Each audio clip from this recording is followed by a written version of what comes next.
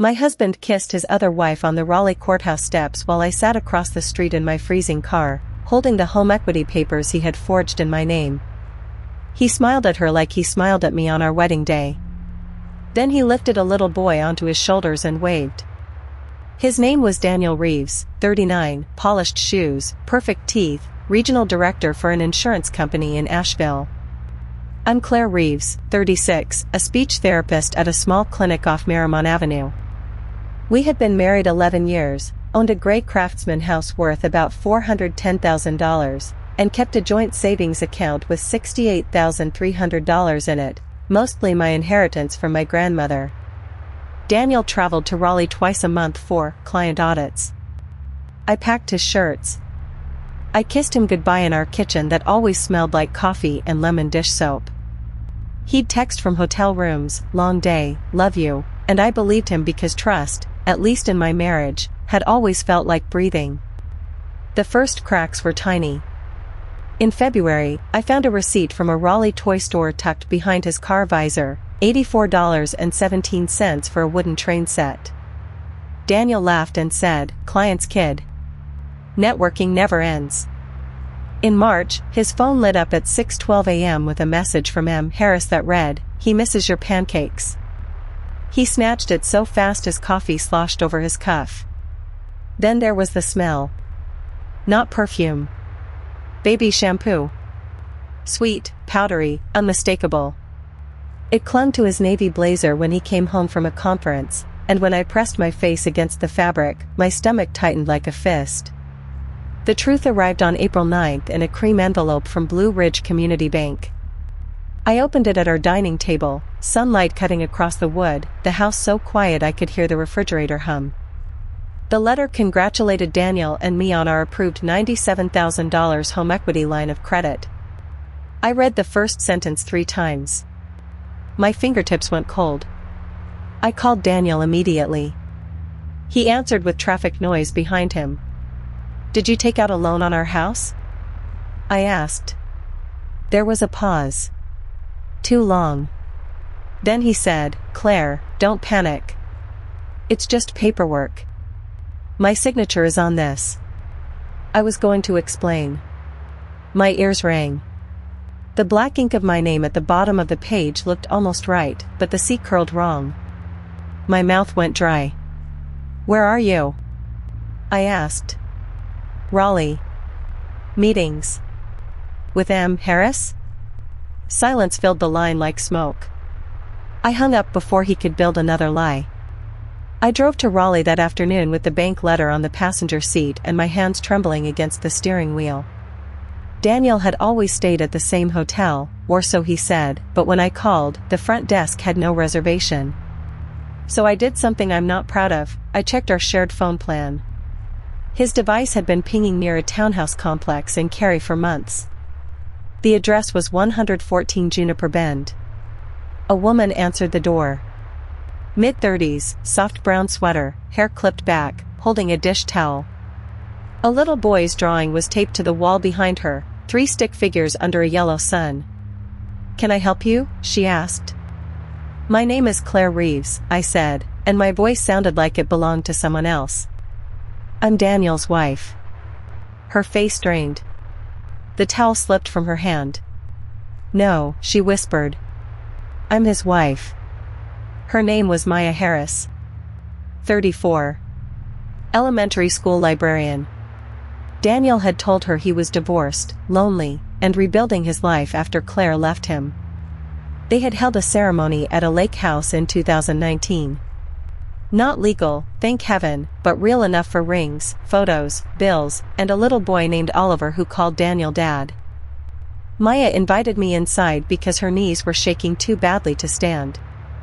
The townhouse smelled like cinnamon toast and crayons. Family photos lined the hallway, Daniel carving pumpkins, Daniel at the beach, Daniel in matching Christmas pajamas. My chest burned so sharply I pressed my palm to my sternum. "He told me you were unstable," Maya said, tears shining but not falling. "He said you kept the house in the divorce settlement." "We were never divorced," I said. She stared at my wedding band. "He was with you last Christmas?" I nodded. She covered her mouth. He told us his flight got cancelled. Then came the second layer, worse than the first. The $97,000 loan wasn't for investments. Maya pulled up bank alerts on her laptop with shaking hands. Daniel had used money from our home to put a down payment on her townhouse and open a college fund for Oliver under a fake story about an inheritance. He had also listed me as estranged on internal company forms to justify travel reimbursements, $22,400 over 2 years. And the twist that made the room tilt, Maya wasn't his only secret beneficiary. Daniel had changed a $500,000 life insurance policy at work, splitting it between me and Maya Reeves, a name that did not legally exist. Maya looked at me and said, "I thought I was building a life." "So did I said. That night, I slept on the bathroom floor because the tile was cold and honest. Our bed smelled like Daniel's cedar shaving cream, and I couldn't lie in it. Every creak of the house made me flinch. I kept replaying his laugh, his hands on the small of my back, the way he used to say, "You're my home." By 3 a.m., my eyes were swollen and my throat felt scraped raw from crying quietly into a towel. I wasn't only grieving a man. I was grieving the version of myself who believed him. The turning point came 2 days later when Daniel walked into our kitchen carrying tulips. He set them on the counter like flowers could cover a crime. "Claire," he said softly, "we can fix this." I looked at the pink petals, still wrapped in plastic, and something inside me hardened. "You forged my name," I said. His jaw tightened. "Don't make this uglier than it has to be." That sentence saved me. Not his apology, because there wasn't one. His warning. My hand stopped shaking. My heartbeat slowed. I realized he wasn't sorry he had broken me. He was sorry I had found the door to the room where he kept all his lies. I called a family attorney named Patricia Sloan the next morning. Her office smelled like strong coffee and old paper, and she listened without blinking while I laid out bank letters, phone records, screenshots, and Maya's photos. Patricia tapped the forged signature with a red fingernail. "We don't rage," she said. "We document." Maya and I became an unlikely team. We made a shared folder called Juniper. She sent me mortgage emails, travel calendars, photos with dates embedded. I sent her bank statements, insurance forms, and Daniel's messages. Patricia hired a forensic handwriting expert for $3,200. I filed a fraud affidavit with the bank and froze the credit line before Daniel could draw another dollar. Then we set the trap. Daniel's company hosted its annual leadership dinner on May 18 at the Grand Marlowe Hotel in Raleigh. He was scheduled to receive an ethics award. The irony was so sharp it almost made me laugh.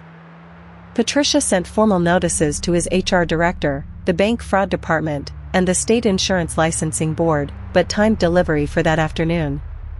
Maya and I agreed to attend separately. The execution nearly fell apart. At 4:40 p.m., Daniel called me, voice smooth as glass. "I need you to come to Raleigh tonight," he said. "We should talk face to face." "I'm tired," I said, staring at the navy dress hanging on my closet door. My palms were damp. "Please, Claire. No lawyers. Just us." For one dangerous second, I heard the man I loved. Then my phone buzzed. Maya texted, "He just told me he's at a work dinner alone." I inhaled until my ribs hurt. "I'll see you there," I said. At the Grand Marlowe, chandeliers glittered above white tablecloths. The air smelled like roses, butter, and expensive cologne. I stood near a marble pillar while Daniel worked the room, laughing with executives, one hand in his pocket like he owned the world. Maya arrived at 7:12 in a green dress, pale but steady. Daniel saw her first. His smile froze. Then he saw me. For the first time in 11 years, I watched Daniel Reeves have no story ready. He crossed the carpet toward us fast. "Claire, Maya, this is not the place." Maya's voice shook, but she didn't lower it. "Then where is the place, Daniel?" "My kitchen? Her dining room? The bank?" "Stop," he hissed. I opened the folder in my hands. You used my house to finance your other life. People turned. Silverware quieted. His boss, Richard Voss, walked over holding a program with Daniel's name embossed in gold. Is there a problem? Daniel laughed, thin and ugly. Personal misunderstanding. Patricia stepped from behind a column in a black suit. I hadn't known she'd come herself. It's also a legal matter, she said, handing Richard an envelope. Your compliance department received copies at 5 o'clock. Daniel's face went gray. The climax didn't happen with shouting. That would have been easier. It happened in a terrible, polished silence while Daniel's carefully built image collapsed under fluorescent truth. Richard opened the envelope. His mouth tightened as he scanned the documents. Daniel, he said, come with me. Daniel looked at me then, really looked, like I was no longer his wife but the person holding the match near his paper kingdom. Claire, he said, voice low, after everything? I felt my throat close, but I made myself answer. No. Because of everything. Maya pulled off her ring and placed it on the registration table. The tiny sound of metal against would cut through the ballroom. You don't get to keep both lives, she said. 2 weeks later, Daniel was suspended, then terminated. The licensing board opened an investigation. The bank confirmed forgery and removed my liability from the loan after months of statements, signatures, and meetings in rooms that smelled like toner and stale coffee. In the divorce, Patricia secured the house, most of my inheritance, and repayment terms that would follow Daniel for years. Maya moved to Durham to be near her sister. She sent me one message in July, we're okay. Thank you for telling me the truth. I sat on my back porch when I read it, cicadas buzzing in the humid dark, Daniel's old coffee mug cooling beside me. The house was mine, but every room had an echo. I changed the locks, painted the bedroom pale blue, sold his suits, and donated the tulips he had planted along the walkway. Justice came dressed in paperwork, not fireworks. It arrived through stamped envelopes, court dates, exposed lies, and the look on Daniel's face when he understood that the women he fooled had chosen each other over him. I won. Maya won. Even Oliver, in a way, won the chance to grow up around truth instead of performance. But victory has a sound nobody warns you about. It is quieter than revenge. It sounds like one set of footsteps in a hallway built for two. It smells like fresh paint covering old memories. It feels like signing your name, your real name, again and again until your hand stops shaking. Daniel lost his reputation, his job, and both homes he tried to claim. I lost 11 years, my easy trust, and the woman who used to believe love was proof enough. Some nights, I'm proud of the fire I walked through. Some nights, I still wonder if the man I